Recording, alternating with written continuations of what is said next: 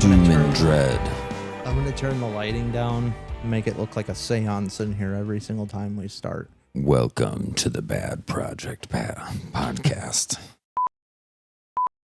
Yes, we were listening to this book on Audible for a couple of weeks, and it's called The Pale Horse. It's about this retired FBI agent. He was undercover for like 20-something years, and he infiltrated the KKK and infiltrated these extremist groups. I think I was telling you about this. I don't know. Yeah. At some point, he ends up, deep in the woods, burning a cross and stuff. They took down a bunch of like motorcycle gangs and all across the country. It was pretty cool. It was a badass story. And then he had a couple times where it was like down in one of the times was like he was down in the motorcycle gang took him down into a basement and basically checked him for wires, and he managed to talk himself out of it at the last second. It was pretty wild, like pretty intense. But he also narrates the books, and I love when artists or when authors are narrating their own books.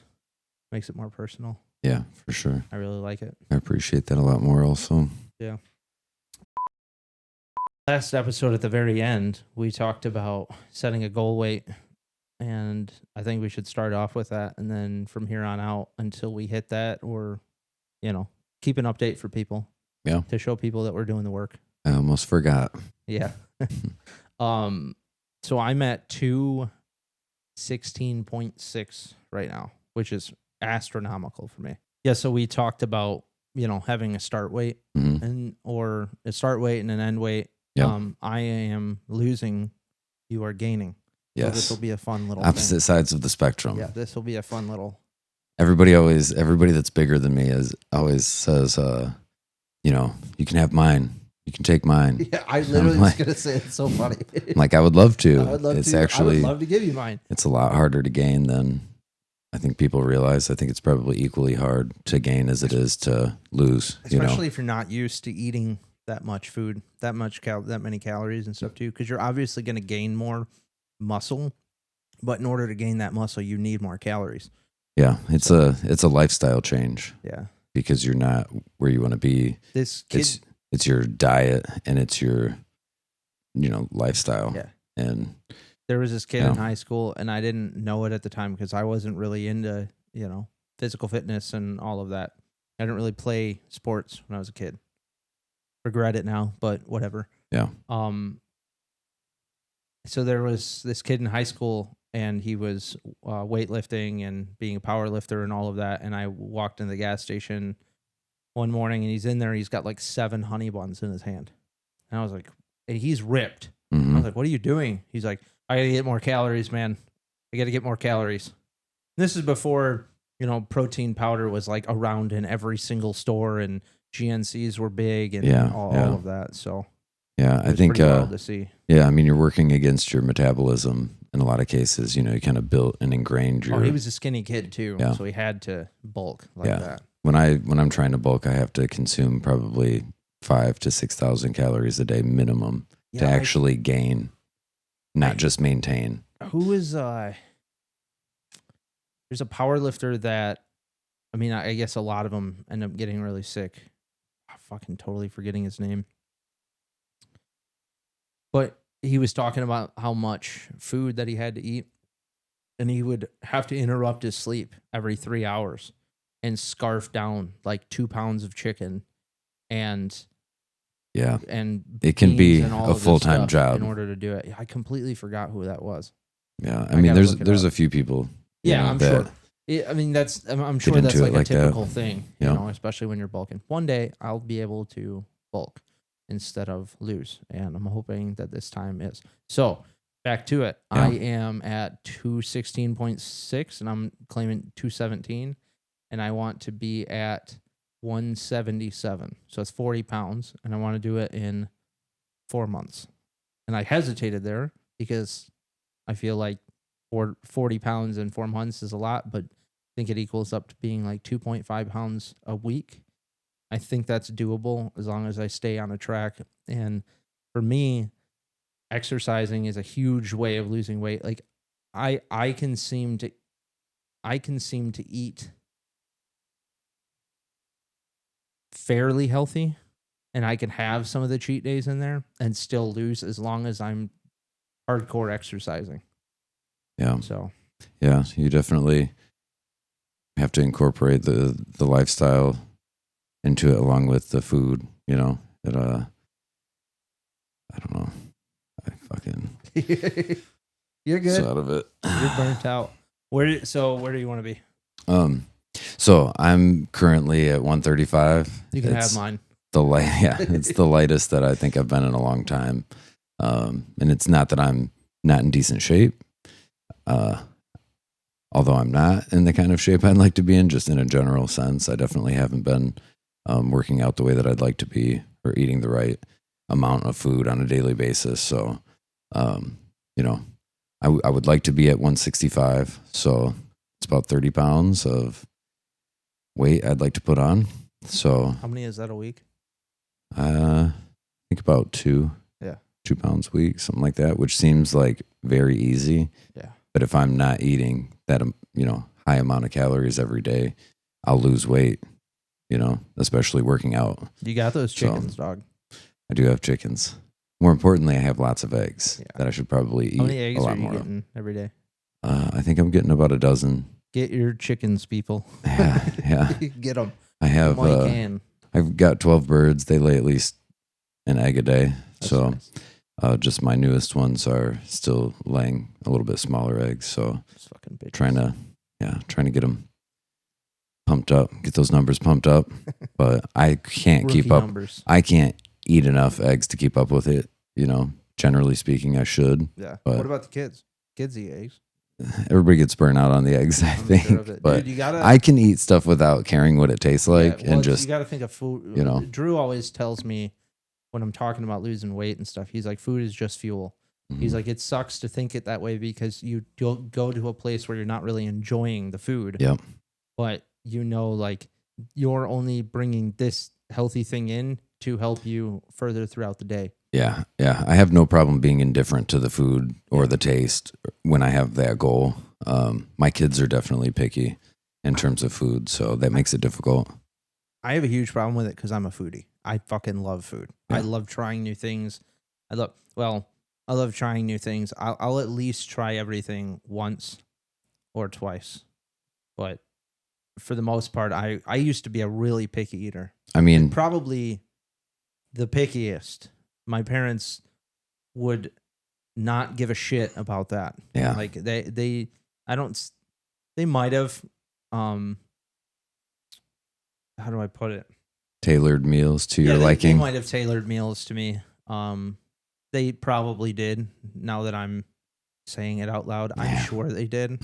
Sure, it was a pain in the ass with me as a child. I know, like 10 years ago, I'm not picky anymore. I really like trying new things and experiencing the whole foodie aspect of things. Were you like a chicken nugget and mac and cheese kid? Dude, it was bad. It was so fucking bad. I remember one day, I remember one day my dad, we go to Subway and I get ham, cheese, and I put lettuce on it. And my dad looked back at me like, who the fuck are you? It was beyond, but after getting with Cass and stuff, we eat organic, and I fought her on that for a long time. And now it's hard for me to like go and eat a cheese stick from Walmart or something. I just can't. Yeah. The improved taste is already there, and I can't walk away from it now. So yeah, I definitely try to eat healthy as much as possible. Although it's difficult, I don't have as much time as I'd like to be able to cook. Time is a huge aspect of being able to cook and being able to meal prep. Yeah. I think that book, we should reference that too in the show notes. That guy's book with all those crock pot meals. Yeah. For the most part, they're all really healthy. I know I sent it to you. Like we use that quite a bit. Yeah, I definitely need to incorporate that into the. And it's super easy, man. You meals. just throw everything in, and then it's ready to go. And if you don't want that for dinner, you could at least meal prep it on a Sunday. Yeah. It's cooking for you. It'd be nice. I really got to incorporate that more for us. Yeah, it would help me in terms of making dinner every night and everything. Yeah, I'll note it in the show notes. I'll figure out what that book is. And I think he came out with his own like protein bars and everything. So he's really like protein and health based. So I'm sure there's some stuff in there because it's a cookbook. Yeah. Some things that you probably shouldn't have. especially on a daily basis. But there's a lot of really good recipes in there, and it's a fun book. Yeah. So Now, when you cook food, do you end up like, does cooking food kind of satisfy your cravings? Like, sometimes I'll cook and then I feel like I'm not even hungry because I've been cooking it for so long and kind of over it. Do you find that to be an issue or no? I love cooking. Mhm. I don't know what it is. I love just experimenting. I love grabbing spices and shit that isn't supposed to be in a dish. I like smoking meat, all that kind of. I love trying new things. When it comes to cooking as well. I always wonder if, and I probably will, especially when the things get going with this. Like in the basis of trying new things. I really want to like try culinary class. Mhm. Because every time I go to chop something, I'm like, man, I'm terrible at this, like really bad. So I mean, I could quickly learn how to do stuff on YouTube, and I Yeah. like learning the little tricks. But I like just throwing stuff together, and sometimes we don't have the time during the day to do that or at night. And the last thing I want to do is go turn on everything in the house when it's hot as hell. But if I can get myself to that point of cooking, I'm enjoying the process, and I'm also it also is like a nice reminder for me um that I'm cooking something healthy for myself. So I'm not leaving it up to fast food. I'm not leaving it up to the restaurants on DoorDash that all get their stuff from Gordon Food Service, you know? Anytime you want to cook and make me some food, feel free. I'm all Yeah. about it. I'll eat it. Do you not like cooking? I'll eat it for you. Generally, I work full time and then, coming home and having to cook every night, just don't always have the energy for it. And If you had the energy. if I was prepping more, I think it would make it easier if I just, got all of my ingredients Yeah. laid out and organized and ready to go to put, in meals. It would definitely cut down on the preparation time. And I think I would enjoy it a lot more. Okay. So you don't know But- if you enjoy it based off the fact that you don't have the time right now to figure out whether you enjoy it or not. No, I mean, I have done some cooking. I don't mind it. It's Okay. just a matter of, the extra time and energy it takes to get it together. I really I want at some point to like experiment on prepping, like meal prepping, but for other people as well. Cass says that there's companies that do it, obviously, but I want to try. I always thought it would be like what a good idea that somebody can come in to your restaurant or come into your store first thing in the morning and grab an entire like package ready Yeah. to go. Like it's your protein shake in the morning, nice easy lunch, and your dinner at night. Yeah. Or a dinner for your family at night and lunch for you, and it's all just like a cut price where we're just cooking it, we're prepping it. People stop by and do their pickup orders, just like a fast food thing, but it's more or less like for your entire day. Yeah. And healthier. Yeah, and healthier. I mean, the cost between doing that and you doing it yourself, I'm sure would be astronomical. But for the people who are speeding through their day, if money isn't an issue and time is more of an issue, then that might be helpful for them. Yeah, that makes sense for sure. Yeah, I mean, I really liked it when I would go to the gym. I think me and you talked about this right here in Ann Arbor. The one, was it 1-on-1? Oh, over there by Yeah, the by mall. Boardwalk. Yep. Yeah, that used to be a nice old school lifters gym Dude, once upon a loved time. it. Yeah. Yeah. The owner there was not the greatest from what I hear from the personal trainers. I mean, that thing's been shut down for like probably 10 years now. Long time. Yeah. I loved it, dude. That was my first ever like real old school, real lifters gym. Yeah. And I would always go in there, and when I would leave after my workout, and I had a personal trainer at the time too, because I was young and I didn't know what I was doing, and I really didn't like what I was becoming. Right. So he showed me a lot. I think I hit him up a couple of years ago, telling him about what I was trying to do here and asking him if he would personally train me again. He's not in the area, or he doesn't do it anymore. But I would always go there, and on the way out, they had like a protein shake thing ready to go. You can even bring your own protein, save some money. Yeah. Use whatever you wanted to use. And I mean, it made it super simple. It was like, I'm already at the gym. I didn't have time to grab my protein shit. And when you're walking out of there, it's a good protein shake. This episode is brought to you by Construction Coffee Co. Go to constructioncoffeeco.com, a company that knows exactly what kind of fuel you need when the day starts too early and ends too late. They're not just slapping a label on cheap beans. This stuff is roasted with real grit, made for people who move, build, and stay busy. You've got blends like Crack of Dawn to kickstart the day, Sparky's Nightmare for the ones who live in chaos, and King of the Castle for anyone who runs the site or just thinks they do. And it's not just coffee. They've got gear too. Mugs, tees, stickers, hats. Tough enough for the job site, clean enough to wear on your day off. More blends are on the way, and they're just getting started. So if you want to support a crew that actually gives a damn about what they're making, check out constructioncoffeeco.com. Construction Coffee Co. Clock in, drink up, shut up. Cass & Co. Upscale Thrift is redefining resale. Think timeless fashion, luxury brands, and curated pieces, all at prices that let you stay stylish without the splurge. Whether you're hunting for vintage classics or this season's designer staples, we'll make high-end accessible. Dress like you own the runway for a fraction of the price. So our goal weights, we'll be checking in with everybody, trying to get that going. Yep.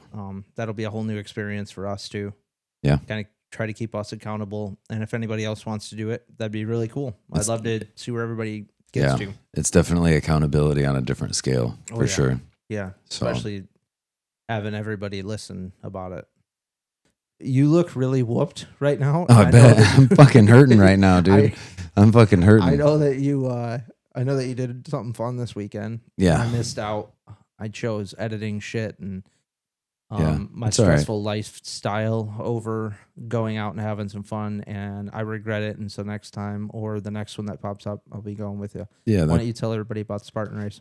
Yeah, it's all right. The Spartan Race, it's a different length race, including obstacles, basically. So this particular event is at a ski resort up and down the mountain, around the trails. It's kind of like a trail event, and then you throw in a bunch of different obstacles into it. It's definitely a great challenge, mentally and physically, if you choose to use it in that type of way. I think you can go out there and just challenge yourself a little bit if you want and just feel accomplished getting it done, or you can really push yourself to see how hard and, how fast you can make it through the course. There's also communities, people, Yeah, they have a whole forum for it, that incorporates the people that are running all over the country. A lot of people travel to do the races. It's something I'd like to do as well, kind of get on the circuit a little bit. But yeah, we'll see. Maybe we can collab with them. That'd be really cool. Yeah, for sure. I'd love to. I decided to do this race this year. Last year, I had done the race without really any preparation or training. Did better than I thought. Yeah, why don't we talk about the text message that I got right before? Yeah.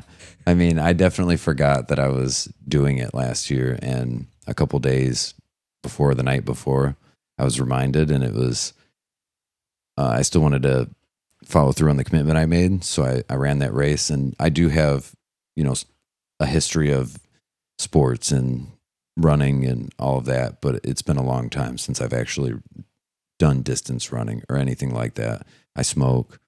I do not work cardio. If I am working out in the gym, I just do high intensity workouts to get my cardio up. I think the most cardio I do is hitting a heavy bag, which is good. It is good cardio. If I went and hit a heavy bag right now for 20 seconds, I'd be out of fucking breath. I think they say that a 20-minute heavy bag workout is the equivalent to a 3 to 5 mile bike ride. I don't depending doubt that on how hard you go. Don't doubt that at all. Yeah. So 20 anyhow, minutes on a heavy bag. Anyhow, I'd done the race last year and enjoyed it. Felt it was definitely a confidence booster at that time and a reminder that I should probably be taking care of myself and grateful that I have the ability to just go and do that on a whim. We're talking about last year. Yeah. So that being said, I signed up right away, had every intention to train all year and build the cardio up and really work to train and do better. However, I have not followed through on my word to myself and beat myself up for that. But I did, follow through on going to the race. And I can see right now that your follow through, at least for showing up for the race and going through it, was payback for not being prepared for it. I think I did let out some of the words. Yeah, I mean, I feel like I punished myself a little bit, pushing myself through it. I didn't give myself a break. You know, I went as hard as I could the whole time. And I think it, you know, to some degree it was a little bit of punishment for not, you know, sticking to my word to myself. And at the same time, I kind of got the same result, but better. And I'm very grateful for that. I had a better time, better ranking, all that. I do think that I do some things that help me physically, but definitely didn't have the intention that I should have. And I am disappointed because I think I could have done even better had I really trained for it. You know, I made it to the 3rd percentile, and I'm very grateful because it's a huge reminder to me that I have that ability, and I know if I don't take care of it, I'm going to lose it. And, you know, not everybody can do that. So it's, you know, Ego stroke. Yeah, it Just was. have- But I also have been going through some stuff that is very much in the realm of self-worth and value and self-empowerment. So I think that's part of why I ran it so hard, was just proving to myself that I could do it. You know, I really willed it through. I was done after a mile. I was pretty cooked and pushed as hard as I could. How many miles is it? Is the one that you did? It was a 10K. 10K. What is So that? I want to say 8 and a I half or forget. something Yeah, miles, 8.5, something like I think. that, between 8 and 9, I I think. always get confused about the Ks. But it's also, you know, up and That's down kilometers. the ski slopes at the ski resort. So there's elevation factored into it, and a lot of obstacles, you know, What a including great weights. profit for the ski resort. Hey, I'm not going to make any money during this summer. Definitely keeps a little bit coming in, I'm sure. Do they do like outdoor biking courses there? I think They do in Colorado when the ski slopes are shut down. They have courses. Yeah, I've seen people out there riding wild. I've seen people riding out there, and there are trails set up. So I don't know if they just close those. I didn't mean to interrupt you. I just thought about that. Yeah, I forgot. I don't know if they close those to. We were gonna do it, and I think renting bikes out in Colorado. We were near near Breckenridge. I don't remember how much they were. I'd have to ask my buddy Nick. Yeah. But I think it was just astronomical for us to rent it, or we just didn't have the time or something like that. Yeah. But I'd like to go back now. Yeah. So overall, I think it was a good experience. I definitely pushed myself really hard. The most impressive and important part for me was watching my youngest go through and do it. He needed a confidence boost as well, I think, and to see how proud he is for making it through and doing a good job. Really, you know, it's kind of touching. I think he needed the same type of, you know, release and boost, you know, for himself. So, you know, I think it was a good experience. I definitely want to do it again, more so, and with focus and intention, you know. I think by next year when that pops up, like, we're still going to try and go to some other ones, some other things that aren't just Spartan races. I know that there's others that go on the beach and stuff. I'd love to do a different, you know, different circuits. I really want to try and get some people together, give out hats, t-shirts to run in, and kind of get a team of people together to do that kind of thing. Yeah, that'd be cool. Under B.A.D's name. And yeah. So after putting yourself through this course, through this activity with you and your kid and stuff, obviously not being ready for it was a challenge. Yes. And you made it through anyways. Yeah, I mean, but we don't just come out with the soreness of muscles. We don't just come out from being exhausted or having tunnel vision trying to push through that. Later on during the day or the next day, you kind of start getting clarity of other things in life, because we have those physical exercises, and that gives us the physical break. And I'm going to go into some other stuff later on that we talk about that, but we have those physical exercises to stop this mental anguish that we put ourselves through. Yeah. And then after we wear ourselves completely thin physically, our brain actually starts slowing down and we're able to understand more of actual reality than the reality that we push upon ourselves. And Yeah. so how did that It's work for you? It's interesting because it's similar to like meditation in a way.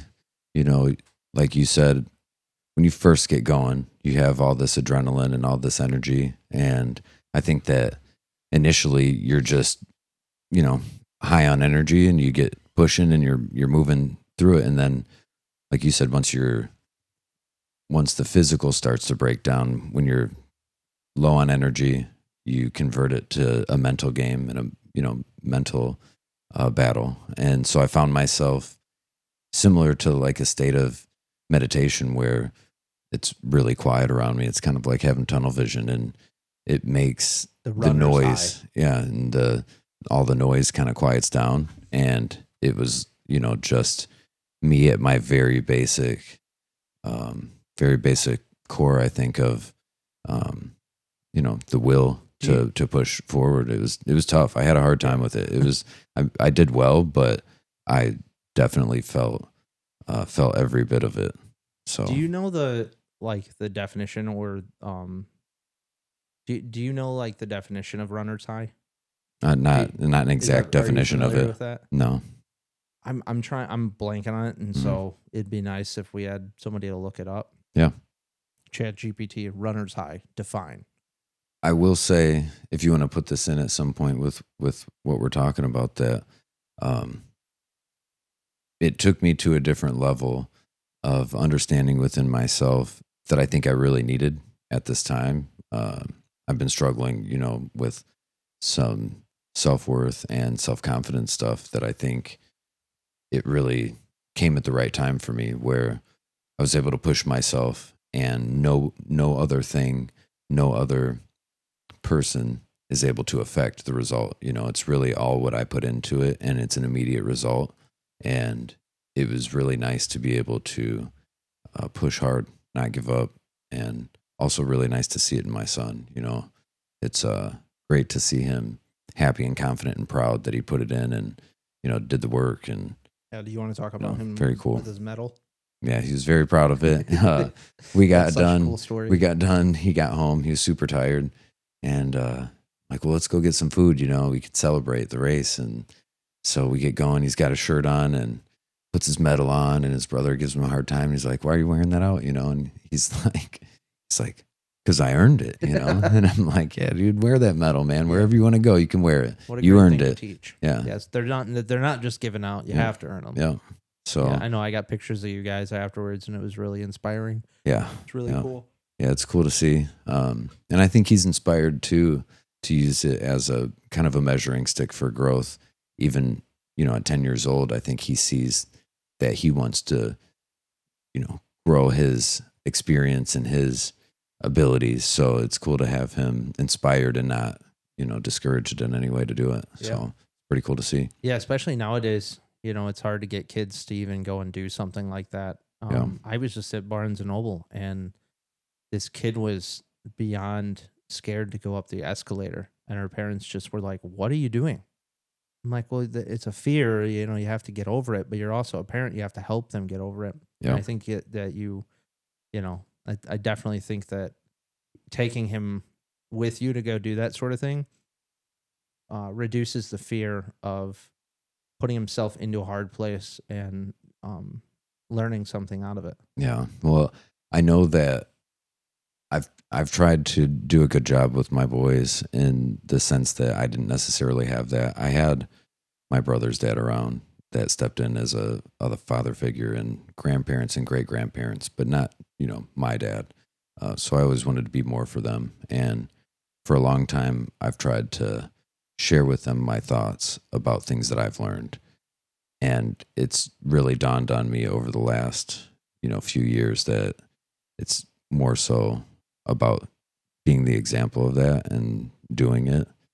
Anytime I'm doing something, they're willing to help out or participate versus just, this is how it should be in life, and expecting them to Yeah. really get it, you know. I definitely know that, after being around you, you explain things, and you had even said it, you might explain things to the death of it, where Yes. they're like, Jesus, just shut up. Yeah. And I get that. There was a lot of me that did that when I was a kid. My parents told me a lot of things, and I deeply apologize right now to them for Mhm. not listening, but I think that we all have to go through that. Yeah. We all have to learn from our parents, and sometimes it just takes a little bit longer. So I think all of the lessons and situations that you explain to them as why this is, what's causing this, Mhm. how do you move through this, I think that really is going to benefit them. Kids, at least for me, I always wanted to know the why of the situation. I Yeah. wanted to know the purpose of what I was doing,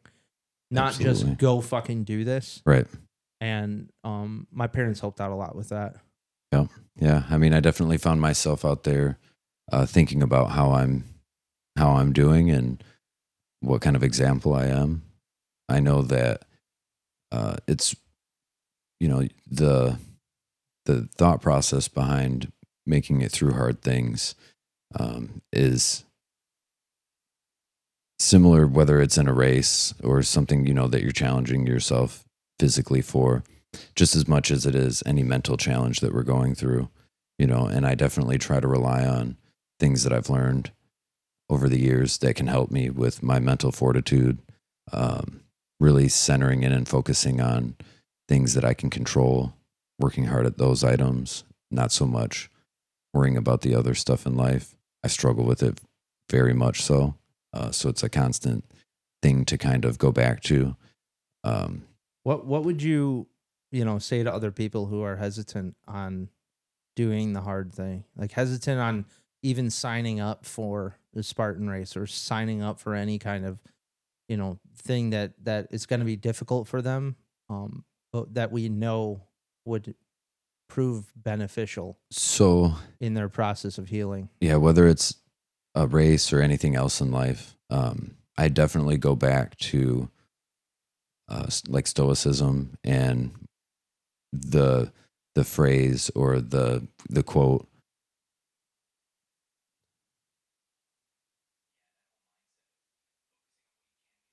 And not letting the fear of the unknown hold you back is super powerful.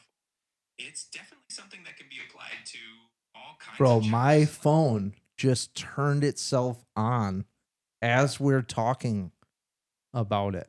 I had it loaded up. This is the crazy shit. I had it loaded up to talk about what runner's high was, Uh-huh. which, by the way, obviously it's endorphins, but there's been new science saying that it's this is endocannabinoids, which is the same compounds found in cannabis that create that chemical flood for your brain. Interesting. Isn't that crazy? Interesting. So like 30 or 60 minutes of super intense It's a workout similar feeling. would Absolutely. basically be you're just getting high. Definitely And feel. the runner's high is actually getting high. Yeah, I mean, it's hard to acknowledge that in the process because you are experiencing physical pain, but mentally, I agree 100% with Nice that. and You're smooth. like in the zone. I don't think I hit a run because, again, man, I was different in school. For a while I blame my parents. We moved when I was young, and we moved from here in Ann Arbor to Manchester. And stupidly I blame my parents for not being able to do sports and stuff. And I think later on in life I realized that was just my fault, and I wanted to play video games. And Right.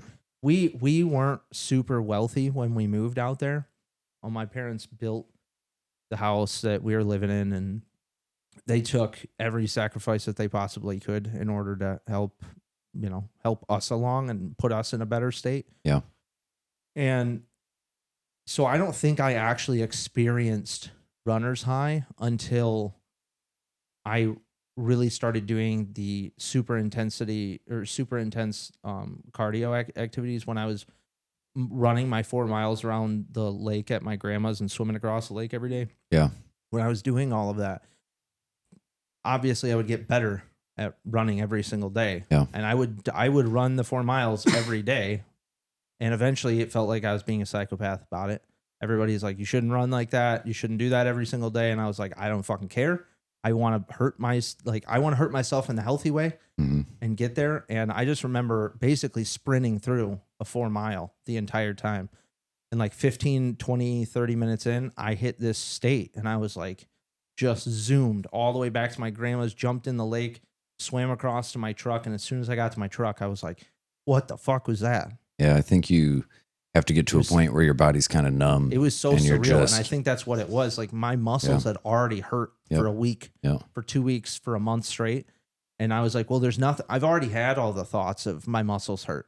So now I'm just going to cruise through it because they've hurt for so long that it's memory to me. Yeah. So yeah, what a weird thing. I can't believe my phone just did that. That was super fucking weird. Crazy. We're talking about stoicism. So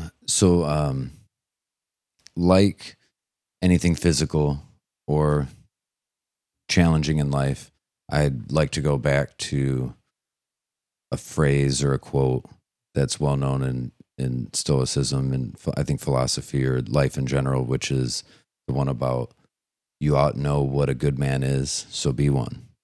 So I think a lot of people get down on themselves for where they're at and not realizing that being who you want to be, if you have this future version of yourself that you want to live up to be, it's simply, or it's as simple as making the choices that align with those decisions, right? The version of you, the future version of you that's really doing all those things that you should be doing for yourself, the eating right and the working out and reading books or whatever it may be.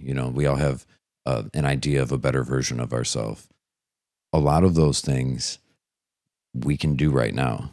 Yeah, and it's literally the doing of those things that makes you that person. Yeah. So you can say it's a future version of yourself 5 years out, and it's going to take this time to become that. But in reality, if you were to choose to do those things tomorrow and continue that and maintain that, you'd be that new version of yourself tomorrow. You don't have to wait 5 years. We touched base on that a little bit, but that's a huge, it's a whole purpose of Stoicism as well. Yeah, I mean, it's an attitude on life. It's being able to go through life and, be mindful of your thoughts and your feelings as you go through it, and being in control, taking action with the things that you can control, and try to, release the rest of it. Things that aren't in your control, you can't really do much about. So it's a matter of understanding the nature of the world and how things move in the universe, accepting those things, and then being as active at controlling your thoughts, your emotions, and your physical body as you can towards the intention of being a better person and being more in control of those things, Yeah, I think me and you are going to go into Stoicism quite a bit because I know that it's something that we find helpful and interesting. And I think that if people were to read the philosophy books, and especially Meditations by Marcus Aurelius, that's a book that I carry with me almost every day. Yeah. It's always something that you can go back through and reread. And I know that me and you are going to touch base on some of it today. Mm-hmm. I really want to give people tools through these podcasts that they can use. And like I said last time, if one tool works for one person and that's who we could help, great. If one tool works for 10 people the next time, great. We're just going to keep trying to create those conversations around the tools and keep trying to find new tools for everybody to use. Yeah. And I mean, I think a lot of ways of thinking that people recognize now in society, different tools and techniques that people talk about and try to utilize, I think a lot of that comes from that same type of mindset where it's about being in control of your thoughts, reacting in a way that creates the result that you'd like to have. It's all a matter of controlling, what you can and not spending extra resources or energy chasing the things that are out of your power. And I struggle with it. So I think us as humans struggle with it. Yeah, everybody does. And so it's something that I've had to come back to whether I'm in a bad spot or a good place, it's a great reminder when things are great to keep yourself in check and remind yourself that, we're all going to die someday, and we have the ability to affect our lives while we're in it, but to not not sweat the small stuff at the same time. Well, and we want to begin. That's another concept of Stoicism. Like the past and the future don't matter. Non-existent. We want. There's a quote that I'm missing. I'm so bad at remembering these things. There's a quote that I'm missing though. Maybe you can help me out with it. And I believe it's in Meditations, and it says something along the lines, and maybe I just have the concept of it. It says something along the lines of, you're dead now, so now in the present begin to live. Yeah, Meaning you learn this new process, you learn this new ideal, you learn this new philosophy. Everything before you is dead. Everything after you is unknown or planned by nature. And so your job is to be in the present and to help get people to the present, because the present is where we actually live. Anxiety and depression seems to be what's behind us and what's in front of us, I suppose. And anxiety seems to be what's in front of us that we don't know. And so the in-between is the present, and that's where our calmest production of our lives. What's the only thing that you can actually have an effect on? Yeah. Basically is the past is what it is. The future is non-existent. They both only exist in our minds. Of course it's hard to get into that. But the point of it is to have little tools and reminders to bring you back to the present. Yeah, I think so in Stoicism, I think the concept of death that you're referring to is to remind yourself that life is very finite. It's not, it's a small blip in the grand scheme of the universe. We're here for a very short amount of time.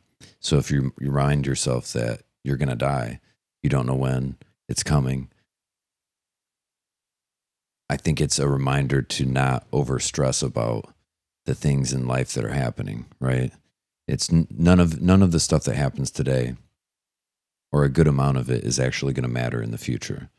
Things happen and change all the time. Life will change constantly. And it's a little bit of a reminder, I think, to not overvalue or waste or overexert an amount of energy and time on things that aren't actually going to affect, things beyond the day, Do you know why Marcus Aurelius, why that is such a big concept, why death is such a big concept? I can tell you. So I can tell you off a little bit of a reminder here. When he was emperor of Rome and they had I forget the plague that was going on. Mm-hmm. He lost 7 or 8 children. He lost his wife, lost countless people around him. Mm-hmm. And so death was always creeping around his shoulders. He died young, but people did die young back then. I think by 14, at the age of 14, the emperor at the time had already decided that he was going to mold him into becoming the emperor of Rome. He actually, I forget his name. It starts with an H, but he adopted a man in order for that man, under the terms that man would adopt Marcus. So when he passed, Marcus would become emperor of Rome. Interesting. Yeah. I was, just brushing up on the history of it. Yeah, no, that's cool. I think also a note that I had made about this specific thing, the memento mori, remember you must die, is the phrase that was used back then. And the purpose of it, I believe, was to sharpen your gratitude for life and the presence. I think that's what I was talking about. It was something along those lines. Yeah. Yeah. If you're truly grateful for what you have in the moment, you're going to live life to its fullest. And it's just a reminder, I think, to do so. You know, it's really easy to get caught up in worries and fears and the present and past or future and past. And so it's just a reminder to stay grateful, because everything could change. Things could be taken away. You could, be gone tomorrow. So this concept behind the red card, green card, like you had said, you use your red notebook and your green notebook. Yep. And where did you learn that from? I think a therapist put me onto it, I think. Okay. Or a book about journaling. There might have been. other. Yeah. I wonder what that is. If next time, bring it up so we can figure out where it comes from. Because that goes into the same point that I had, where all of this information's been around for thousands of years, and we're just trying to bring light to it. Any idea that I have had, or any idea that has come to me, more than likely somebody else has had that idea. For sure. Yeah, I think it's tied into cognitive behavioral therapy, because you're retraining your thoughts from negative to positive. Yep. Which is exactly what I'm going to talk about. So the concept behind the red card, green card, I made it as simple as taking a sticky note right here. It's red and green. Okay. And I gave this to you the other day after me and you both had a sleepless night, and both of us ended up journaling. I know you did it in the morning. Mine kept me up for 3 hours. I think a big way in order to separate ourselves from the spiraling is to have some kind of physical reminder there. That concept has been around for forever. There's countless people that have physical reminders with them every day, whether to stay gratitude. I think John Cena, we had talked about this. John Cena carries 2 watches. One is just to tell time, and the second one is broken. Yeah, is it broken? Broken. And it says, I know I have it here. Comparison is the thief of joy. And it's just a reminder of him to appreciate his own journey and not be so worried about where anybody else is at ahead of him. And so we have these physical reminders that break apart our mental spirals. That's the only, where this came from for me is over the last couple of weeks, slowly, me and Cass have been watching that Jonah Hill documentary about his therapist that has been out for years. And I think it's called Stutz is his name. And in it, people should go watch it. I think it's really interesting. The therapist he has cards where he has super simple drawings and stuff on it of the concepts in which he tries to get people to use.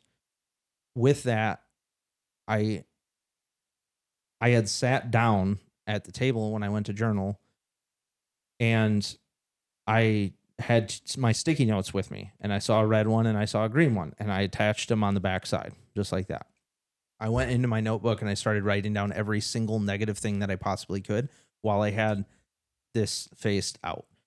And I went, and it might have been an hour and a half, all of my worries, everything I had going on. And then afterwards, when I was completely drained of that, I flipped it over and I forced myself to write positives until I couldn't have another positive. And when it comes to positives, I might not have been able to come up with a huge list of positive ways that this situation could work out, because that's why I'm spiraling. I can't attach that, but I started doing positive ways that the situation would come out, anything that I could think of, any positive affirmations. And then until I couldn't think about that anymore. And the reason that I ended on the green is because I'm trying to retrain my brain to stop thinking about just the negative and start, if I have the negative there, if I'm introducing positive directly after, it's the same thing as like a Pavlovian effect, where the moment I have negative thoughts, my brain will start thinking of positives as well. Yeah, in cognitive behavioral therapy, you are supposed to replace any of those negative thoughts. You're supposed to replace them with a positive thought, over and over. It takes time to train, but yeah, that's, the concept behind that, I think, is if people want to use it, that's great. It takes, I wrote down in my notebook, this is almost nothing. Yeah. You could also take your kids' coloring, book, Anything. Yep. rip out a page, color one side green, color the other side Yeah, red. just If you're colorblind, write green on one side, write red Right. on the other. Yeah. And I've been carrying it with me because I've been doing it while I'm writing. As I'm having negative thoughts during the day, sometimes that sticky note isn't with me or isn't, right out in front of me, but I'll be sitting there thinking negative thoughts. My hand will touch my pocket and I'll remember it's in there and I can pull it out. And then you have that physical reminder. I'm trying to lean more into that, trying to lean more into having the physical distractions, Yeah. trying to stand by the yeah. company name, having those physical distractions Yeah. in order to break away from the spiraling, in order to break away from the negativity and pull you back to the present, because the past is the past and you can't do anything to change it. And the future is the future and you can't do anything to change that except for making decisions in the present. Right. So yeah, I think the whole idea of everything that you would be able to put down on the red side, generally speaking, I think those are things that you probably have frustrations about, things that have happened, things that have negatively affected you, and then a projection of the future into things that you're worried about, things that you don't want to happen. A lot of it's not necessarily what's going on right now. And I think when you do get into the green, that's when you're reframing your attitude about the situation and putting down the things that you want to happen and really setting an intention for those things in a different, a variety of different ways. You're writing down all of the good stuff that you want to happen, the good things that you're happy about now, that you're grateful for. So I think the act of writing those things out keeps you very present minded, and that's great. And then also having the physical reminder, whatever that may be, if it, you can carry all sorts of different things with you, but that's also something physical that you can touch and see to help bring you back into the present. So I think it's a really good concept, good idea. Yeah. I want to do some kind of thing with the website right now. Our green notebooks are out of stock, but I would like to do some kind of like buy one, get one free of the red notebook and the green notebook for journaling for people. Yeah, that'd be a cool thing to have. We also, just so everybody knows, we do customized text on the notebooks. And so if you want, personalized name, or you want to get one with your favorite quote on it, or you want to get one as a gift for somebody, that's a good way to keep that journal with you and have the reminder on the very front of it. Yeah, I mean, I think it's a good idea. I know personally I have a few people that have gone through stuff, and sometimes you want to be able to give advice or be able to help them in some way, and maybe they aren't receptive to it, or you don't know what to say. And I think being able to help offer a tool like that can actually be really beneficial. Like I said, that's how the paper and pen has me. been around for forever. Well, yeah, for sure. But for myself, I was given 2 notebooks, and that idea of receiving those from somebody, they didn't really have to go into the advice of life or anything like that. It was as simple as write down all the stuff that you're unhappy about and all the negative crap, get it out here. And then this is where you take a positive look at your life and reframe things. And at the time I was told to write a letter to myself. I know, as, a happier, better version of where I want to be, and you're kind of like recoaching, reparenting yourself out of some of those mindsets that have held you back, I think. So, yeah, I know. And you had expressed that that's a huge benefit for you, writing some kind of letter to yourself, or in the point of view of writing it from your kids to you, or writing it from you to your kids. Yeah, because I'm great at giving advice, I think, and terrible at taking it. Yeah. So, and I actually had spoke this in the little Bad Thoughts episode with Matt, and Jim Rohn said one of his audience members came up to him after he had the seminar, and he's like, Jim, how are you doing with all of this? You preach about taking care of yourself and doing all of these steps.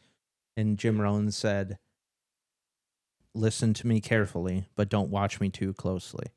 And afterwards, he had spoken something about on the lines of like, I'm not God. I'm just an example of what you can be if you try.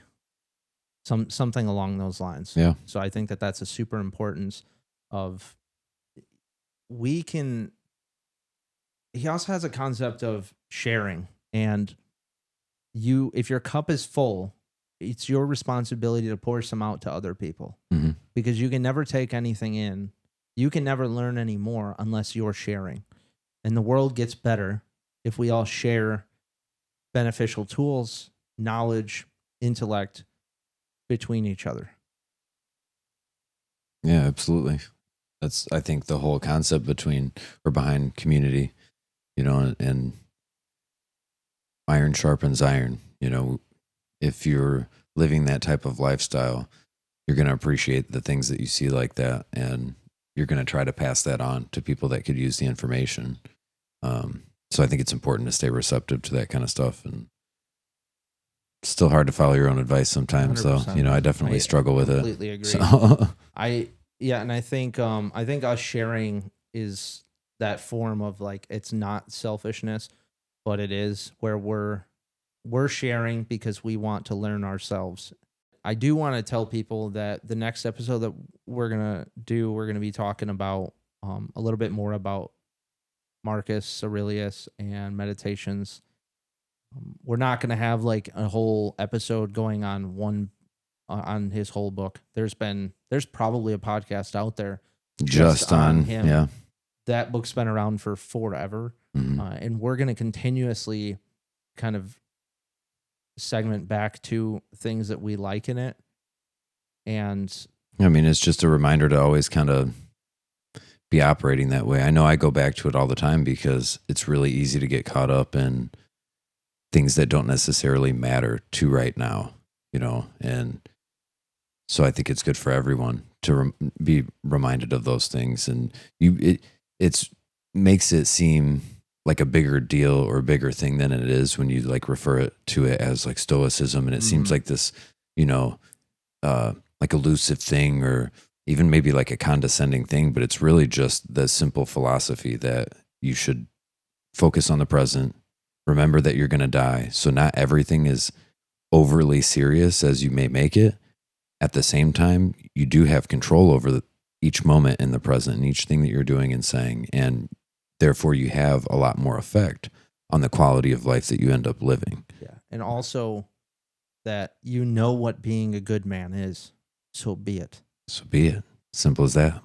So we're going to get into, a couple passages that we like, and we'll probably do some other episodes on different books, and we're going to continuously try to pump out content when it comes to that. That'll be coming on the next episode. Mm-hmm. So what people can do in the meantime is just like, subscribe, share our stuff, and try some of the journaling exercises. Yeah, really try some of the journaling exercises. I think that's going to be a great benefit for everybody. Yeah, and let us know how it's going. Write it in the comments. Send us a message on Instagram, a DM, or on Facebook, and get you guys meditations. I think you can probably get it off Amazon, a paperback, for like $7. Yeah, it's cheap. Walk around with it. Read some passages. Read the beginning of it. You don't always necessarily. So the biggest problem that I had with the meditations version that I bought was from an author who has his own notes to go along with it. The way that I realized that I like reading things like that, like meditations and Art of War, my brain already tries to create some kind of explanation for the things that I'm reading. I don't need the third party there yet. Yeah, I need him there as some kind of reference to understand things that he's talking about, which is nice. But for the most part, I would just read what Marcus had wrote and then come up with my own thing. And then if there was a name or a situation or a story that I didn't understand, then I would go into the author's notes. Yeah, I've with more than just the meditations. I found that in Art of War as well. Yeah, the version that I picked up. There are a few books that I've read in which the author, it's an interpretation or a translation of something, and the author puts in their notes. And I've found that a lot of the time, I don't necessarily want nor need their interpretation. Especially want. Because there's other ideas and concepts that I've read about that present to be true to me that author might not understand or have read, and I don't want their opinion influencing my interpretation of it. However, after I've kind of created my own thoughts and opinions of that piece, then I'm able to read another party's viewpoint on it or opinion on it, and I can kind of factor that into the way that I'm thinking about something. But Yeah, I think that's that's massive. Come up with your own opinions. Yeah. Don't be sheep. yeah, Like 100%. There's enough sheep in the world. Read something, read the facts of something, and come up with your own opinions based on the facts and the science behind that. yeah, That goes with meditations. Somebody, he wrote all of this, and actually, meditations, I believe, translated back into Greek means, I think it means myself, because it was literally a journal to him. hmm It was his personal journal. Yeah. And so we translated it to meditations, but I believe it translated to myself or something along those lines. And so you're reading somebody's journal. You don't need a third. Yeah, I mean, it's a book that I have read meditations probably 10 times, and it's I carry it with or me. more. I'll pick it up or more. It's a read. great book to reference, but I think that it's the same concept as any other philosophy, where you're pulling new information from it each time because there are different factors that affect you as you're going through it, because it's not a straight facts book. It's a book based on interpretation of the art of living. So, one passage might mean something to you one year that it might not the next, because maybe you have a different set of problems or a different outlook on certain aspects of life. So it's good to refer back to and touch on concepts on how you're thinking and how you're living life, because those will ultimately affect the outcomes and the results that you're getting, not necessarily your feelings. Yeah. The doing the B.A.D operation and having, us up to 10 pages is, obviously very helpful. Just having to stop and read throughout the day. The amount of eureka moments that I've had reading meditations, there's been days where I'm like, I didn't find anything. But there's also been times where I go back and I reread something that I read months ago, because it's a book that I can keep up. It's a Stoicism Bible, really. And because I can go back and reread something, I have a chance again for it to relate to something else that's going on in my life. Yeah, and there's all sorts of different books that do that. There's many books in Stoicism.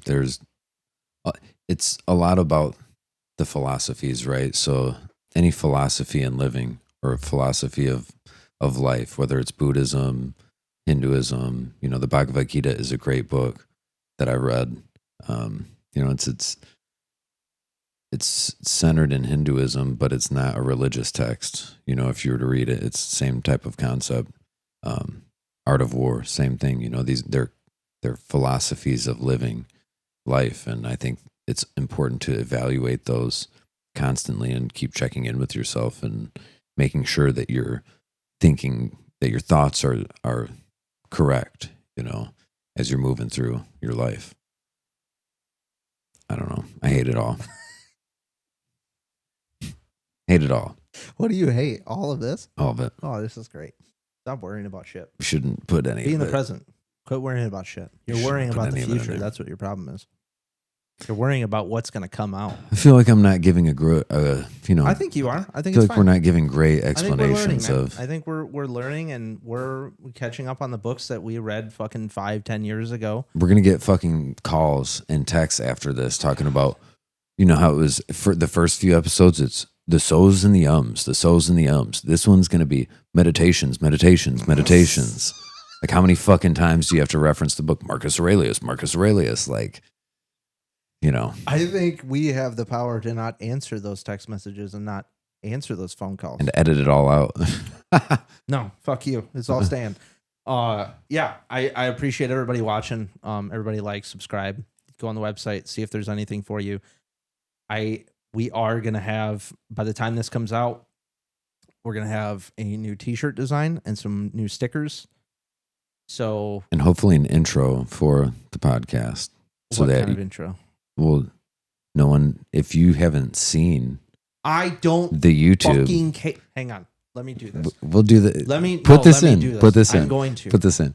You haven't. How do you know who you are if you Okay. haven't seen the YouTube? Watch this. You ready? Mm-hmm. We're on Spotify as well. Uh-huh. What's your name? Who are you? Whose voice am I My listening name to? is Garrett Coleman Ebersol. I am a literal nobody trying to work out my own life and create tools for everybody else. Fuck your intro. I don't need it ever. There's never been an introduction to a podcast that I actually listen to. I skip through until they start bullshitting. And Because if you know who they are. If you Mhm. if you need that, go to the website. Who I am is right there. I am a very public person. Almost everything I do is up there on social media. Probably shouldn't be. People are too lazy to go search you out. I don't care. I'm just That's saying. their problem, isn't it? I'm not going to take on another person's problem because they're too lazy to click a couple buttons when they're on Amazon or they're doing whatever the fuck they need to do on their phone. So what you're saying is other people are too lazy if they don't want to search us out. But as they're us, all lazy. But as us creating content, it's okay for us to be lazy and not just say, "Hey, welcome to the Bad Project podcast. I'm Chris. This is Garrett. Thanks for joining us. Today we're going to talk about because today I don't know what we're going to talk about. We kind of know. Kind of. We were terrible at it. Kind we of. just had to cut 15 fucking times. Kind of wing I it. have to do all the work. We're going to have to cut 90% of this. We're going to get 10 minutes of content out of this, but it's a bunch of reels, bunch of good reels we could use, right? Keep them in. I'm going to cut you, dude. All right. They'll constantly think it's a new episode that's coming out. Deal, dude. I don't need an introduction. You don't need an introduction. We do. Okay, then you can. Here, why don't I'll we make just one. do this? I'll make it. Chris, who are you? I'm Chris. Look at that. There's your introduction. There We're we done go. with it. I'm not using any of that. So if people want to know who we are, go to the website. Text me, email me. I don't care. I'll tell you who I am because I'm not anybody special. I'm just trying to learn and I'm just trying to help people out as I learn. That's it. I don't care about the comments. I don't care about. I care about the positive comments. I don't care about the negative ones. I care about everybody trying to communicate and talk with us and learn and grow. And I want to know everybody's story as well. What I don't care about is, you know what? Did I tell you we had our first negative comment? No. What was it? Was it shitty? So. I love it. Which kind of means we're doing something, right? Enough to disrupt somebody's life? Yeah, enough? Well, no, because it's a troll and their lives are always disrupted. So by simply existing, and I laughed. I woke up in the morning and I had, it's not something that I like doing. I don't like, we've already talked about it. I don't like having to jump on social media and try to figure out what to say next. We're going to create our own style with it and we'll go from there.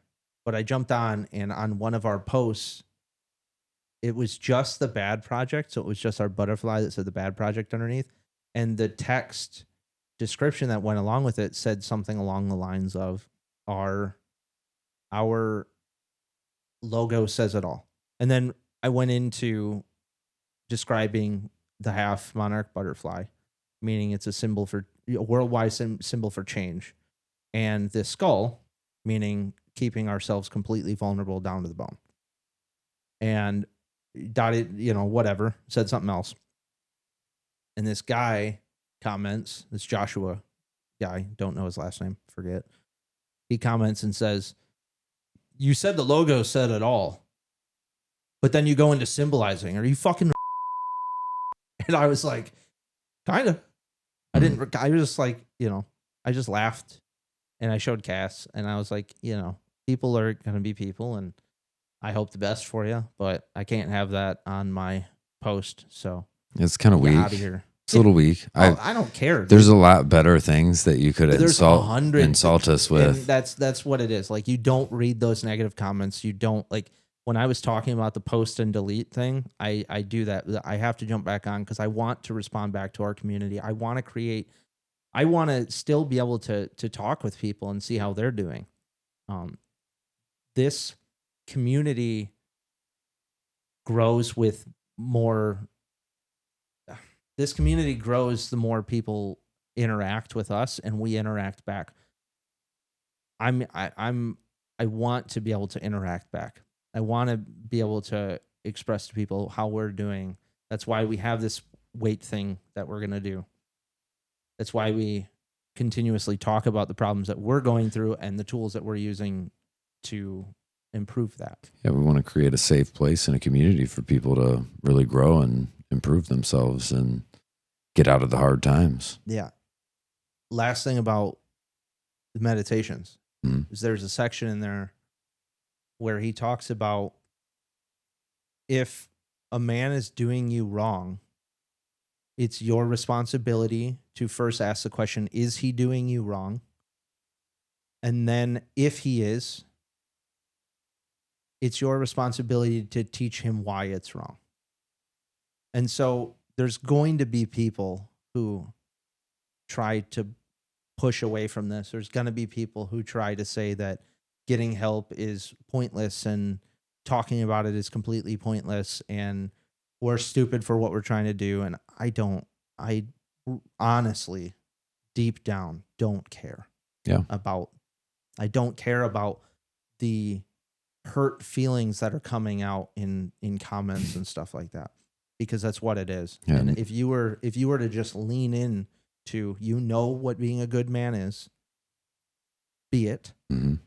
If you were to lean into that, your life will change drastically, and the shitty way that you treat people will no longer be there. It's going to take some time, but if you can lean into being a good person because you know what a good person is,